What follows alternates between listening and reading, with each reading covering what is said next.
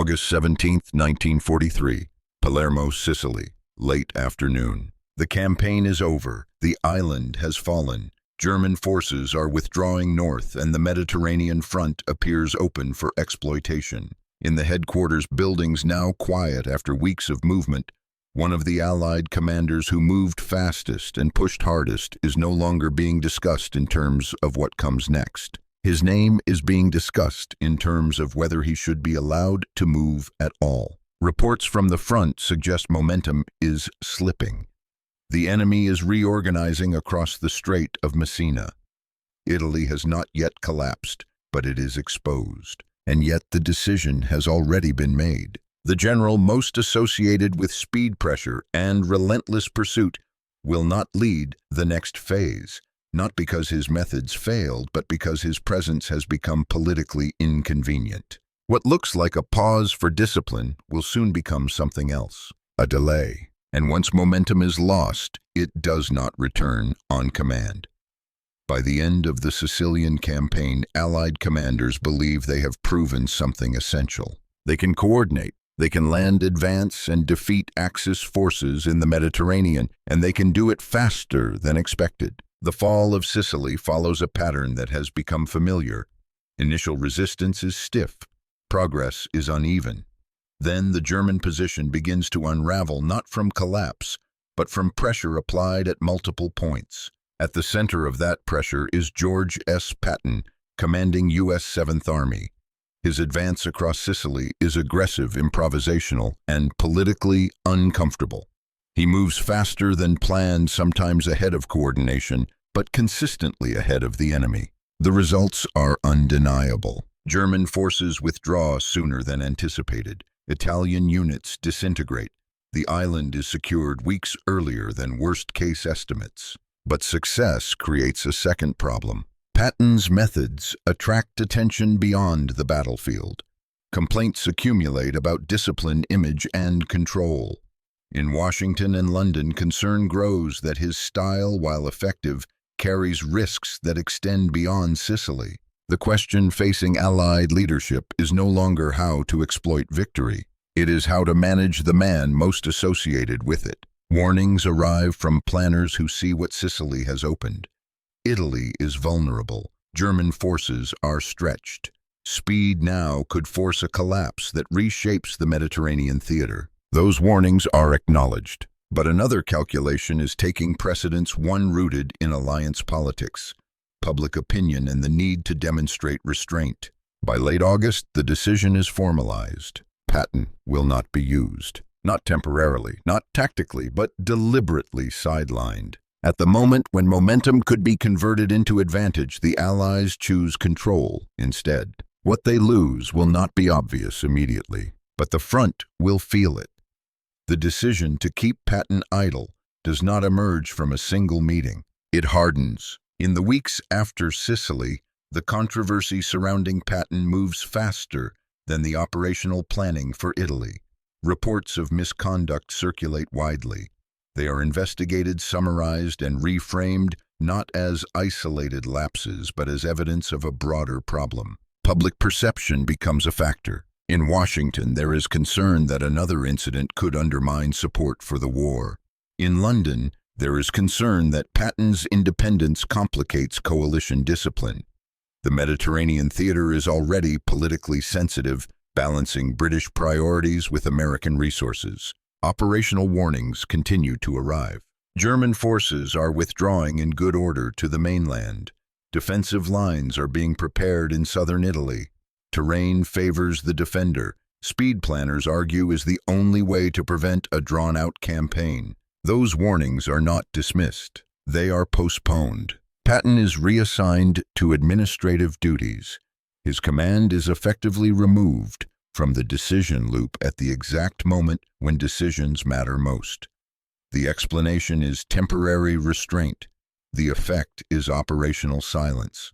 Meanwhile, the invasion of mainland Italy proceeds without him. The landings face immediate resistance. Progress inland is slower than anticipated. German commanders trade space for time, executing a defense designed to delay rather than defeat. Every mile gained costs more than it should have. This is not failure. It is friction, and friction accumulates when momentum is absent. The choice to sideline Patton was meant to contain risk. Instead, it redistributes it away from headlines and toward the battlefield. By the time this becomes apparent, the decision has already settled into policy. Reversing it would require admitting that political caution carried strategic cost. That admission is not made. As Allied forces move onto the Italian mainland, the contrast with Sicily becomes clear almost immediately. The landings succeed, beachheads are secured, the front does not collapse. But it does not break open either. German commanders execute a disciplined withdrawal north, anchoring defenses on terrain that favors delay rivers, mountains, narrow valleys. Each line is held just long enough to bleed the advance before yielding ground on German terms. This is exactly the scenario planners feared. Without relentless pressure, the campaign becomes sequential rather than decisive. Attacks are prepared carefully. Timetables stretch. Initiative shifts upward away from field commanders into layers of approval designed to avoid risk rather than exploit opportunity. The absence is not tactical. It is behavioral. The Allied command structure in Italy is competent and methodical. What it lacks is a commander empowered to accept disorder in exchange for speed to move before coordination is perfect, to force the enemy to react instead of prepare. German defenses benefit from this restraint. Every pause allows reinforcements to arrive. Every delay turns withdrawal into fortification. The campaign lengthens not because of defeat, but because of control. Meanwhile, Patton remains sidelined. His removal is no longer framed as discipline. It is simply accepted as part of the command environment. The controversy fades from headlines, but the decision's effects continue quietly on the map. By late 1943, Italy has become what Allied planners hoped to avoid: a slow, grinding theater that consumes divisions without delivering strategic collapse. This is not attributed to a single cause, but the warning is now visible. Momentum once surrendered does not wait to be reclaimed, and commanders trained to manage risk rarely choose to recreate it.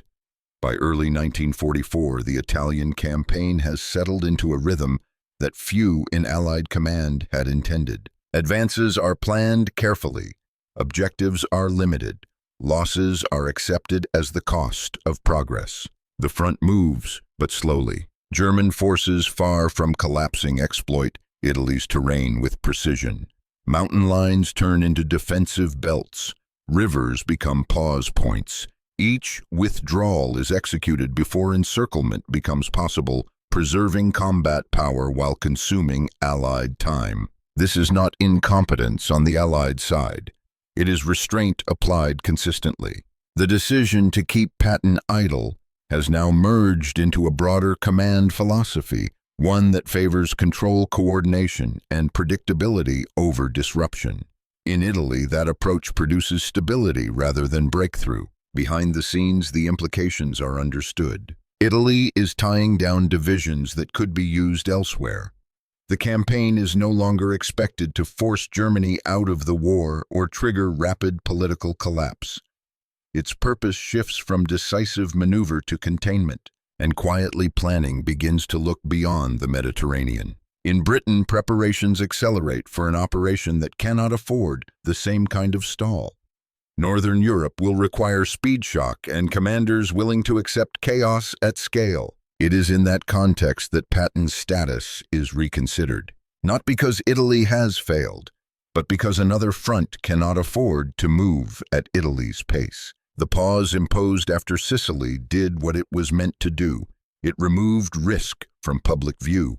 It stabilized alliance politics. What it did not do was shorten the war. By the time Patton is prepared for reassignment, the lesson has already been absorbed. Momentum is not optional in campaigns designed to end wars. It is decisive. And when it is suppressed for political reasons, the battlefield finds a way to charge interest. The decision to keep Patton idle after Sicily is rarely remembered as a turning point. There is no single battle to attach it to, no obvious disaster no clear line where victory becomes defeat. That is precisely why it mattered. By sidelining, Patton Allied leadership demonstrated a priority that would shape the remainder of the war. In subtle ways, political stability and alliance cohesion would at times outweigh operational momentum. In Italy, that choice translated into a campaign that achieved its objectives slowly, expensively, and without strategic collapse.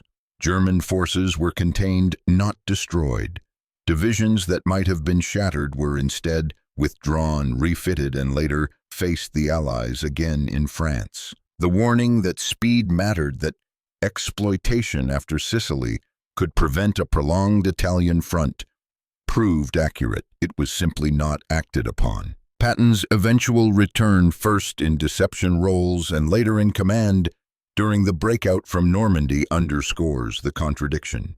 When the Allies required audacity, disorder, and relentless pursuit, they turned back to the same traits they had previously suppressed. The pause after Sicily did not remove Patton's influence. It deferred it, and in doing so, it revealed a broader truth about coalition warfare. Decisions made to preserve unity often carry operational costs that are invisible in the moment, but permanent in effect. The war was not lost in Italy, but time was. And time, once surrendered, had to be bought back elsewhere at higher cost, under greater pressure and with fewer options. That is the legacy of the decision to keep Patton idle. Not a scandal, not a mistake born of ignorance, but a deliberate choice where the price was paid slowly across an entire theater long after the headlines had moved on.